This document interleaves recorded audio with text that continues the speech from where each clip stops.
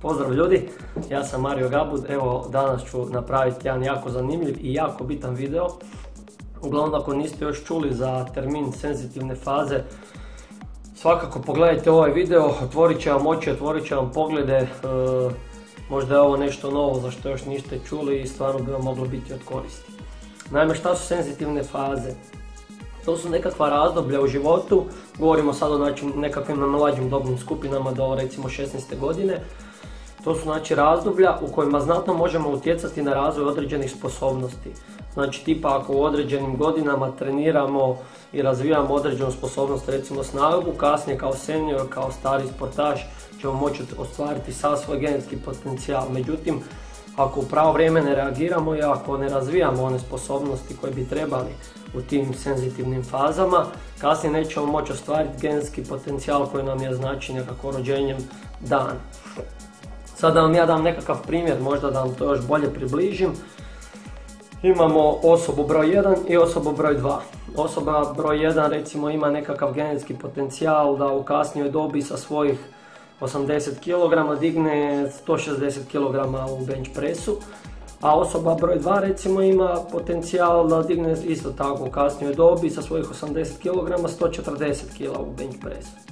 E sad, osoba broj 1 recimo nije razvijala u pravo vrijeme kada se treba razvijati snaga, nije radila nekakve vježbe te snage za mlađe dobne skupine i kasnije neće moći ostvariti sav svoj genetski potencijal i možda će dići, ne znam, 130, 140, nebitno.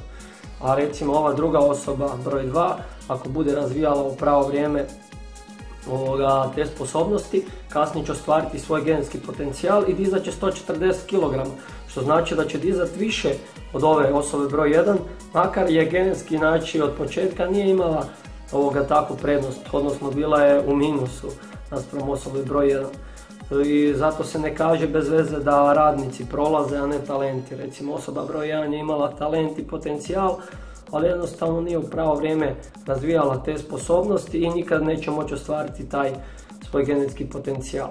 Evo sad ću vam pustiti ovdje jednu tablicu. Eto ga, tu vam lijepo piše maksimalna snaga od 12 do 14 godine F, znači za ženske osobe, i od 14 do 16 godina za muške. Onda imamo ispod eksplozivna snaga od 10 do 12 godina za žene, od 12 do 14 godina za muškarce.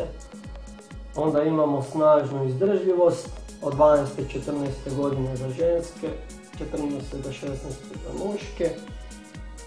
Aerobna izdržljivost od 8 do 10 godine, znači i za ženske i za muške. Anaerobna izdržljivost od 12 do 14 godine za ženske i od 14 do 16 za muške. Brzina reakcije od 8 do 10 godine za muške i ženske. Maksimalna brzina od 10 do 12 godine za žene, od 12 do 14 za muške i koordinacija od 5 do 8 godine i za muške i za ženske. E sada kad ste vidjeli ovu tablicu, da sve ne bi bilo tako jednostavno, moramo malo zakomplicirati stvari. Naime, ova tablica se odnosi na biološku dob, a ne na kronološku dob. Kronološka dob je znači to dobijemo sa rođenjem, rođeni smo tog i tog datuma, te i te godine i imamo toliko godina, to je tako kako je.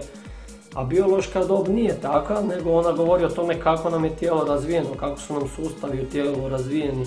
Znate i sami kad ste išli u prvi, drugi, treći, četvrti pa i kasnije razrede osnovne škole, da je uvijek bilo onih ogromnih i onih manjih i onda na kraju kad smo već stasali i izašli iz puberteta, postali punoljetni, onda se to sve lagano izjednačava.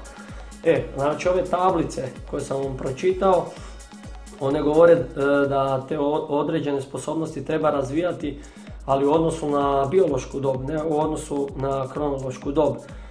Što znači da mi tu kao trener moramo prepoznati, ali dobro, to kako već prođu godine i godine i prođe puno klinaca kroz vašu školu, već vi sami vidite ko je otprilike koliko razvijen i onda mu možete dobro odrediti koje sposobnosti bi trebao u odnosu na ove tablice razvijati. Postoje naime i nekakva testiranja i sve to, ali to je i skupo i nije to toliko još ispitano i puno vremena oduzima i novaca, jednostavno ne možemo si, bar mi u ovim tu prostorima, dopustiti i priuštiti takva testiranja, tako da tu dolazi do izražaja taj nekakav trenerski osjećaj i tu moramo imati osjećaj i u pravo vrijeme naše mlade sportaše uputiti i razvijati im prave sposobnosti da bi oni kasnije uspjeli ostvariti sav svoj genetski potencijal. Zato nemojte trening shvaćati olako, nemojte misliti da trener može biti svako, može biti, ali mora puno raditi, puno učiti. Ima jako puno ovakvih stvari o kojima možda niste nikad ništa čuli, koje se uče na fakultetima, što jednostavno, ako to ne znaš, u velikom si minusu i nećeš nikada moći razviti nekakvog mladog sportaša i ostvariti njegove genetske potencijale. Zato budite pažljivi u izboru i odabiru svojih trenera. Uzmite educirane osobe ili osobe koje jednostavno imaju jako puno iskustva i znaju to prenijeti na druge. I evo, to je to. Nadam se da sam vam pomogao puno u ovom videu. Ako ste mladi, još uvijek imate vremena da razvijete svoje sposobnosti. Ako niste, imat ćete jednog dana djecu, ovo će vam dobro doći, sigurno da malo sad znate i o tome. Eto, hvala vam svima što ste gledali ovaj video. Ovu temu me niko nije tražio da obrađujem, ali smatram da je ovo jako bitna stvar i želim podijeliti to sa vama. Eto, ako imate kakve ideje, koje teme da snimam, slobodno mi dolje u komentarima pišite.